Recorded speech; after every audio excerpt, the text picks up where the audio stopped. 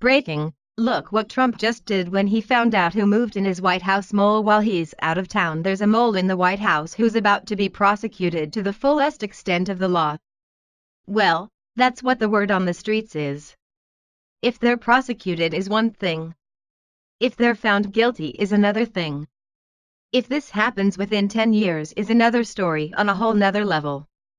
President Trump has made it very clear and concise in his warning that anyone leaking sensitive information will be busted hard. Democrats in the White House leaking info to other places that should not have certain information have set themselves up for future failure. If a Democrat ever wins the presidency again, then they should expect the same thing to happen to them.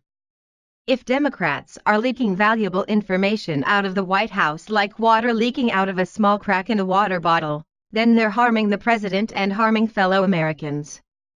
This is how horrible the Democrats have become. They're butthurt, angry, crybabies, who need to grow up and work with the Republicans in order to bring America to an amazing place. Working against the president and the GOP only causes further divide. Obama already created a racial divide while serving as a lackluster president. So can you Democrats chill out with the nonsense and start acting like adults once in a while? Do you want to get arrested? Because that's how you get arrested. Donald Trump pledged that those in his administration who are leaking sensitive information will be prosecuted to the fullest extent of the law. In a statement Thursday, the president said he has asked the Department of Justice to launch a complete review into leaks, which he finds deeply troubling because they pose a grave threat to national security.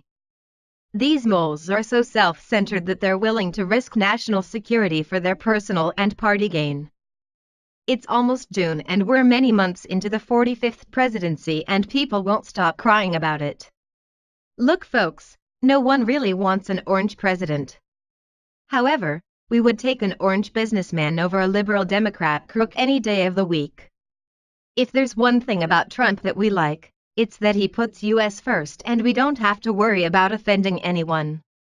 There is nothing worse on this planet than the politically correct, safe space needing, fish-faced Wrigley-Puff meltdown liberals and crybabies. Liberals have become so mentally deficient and inept that they're no longer logical. Bring logic and facts to your arguments and check your weakling feelings at the door. These leaks have been going on for a long time and my administration will get to the bottom of this, Trump said in the statement. I am asking the Department of Justice and other relevant agencies to launch a complete review of this matter, and if appropriate, the culprit should be prosecuted to the fullest extent of the law.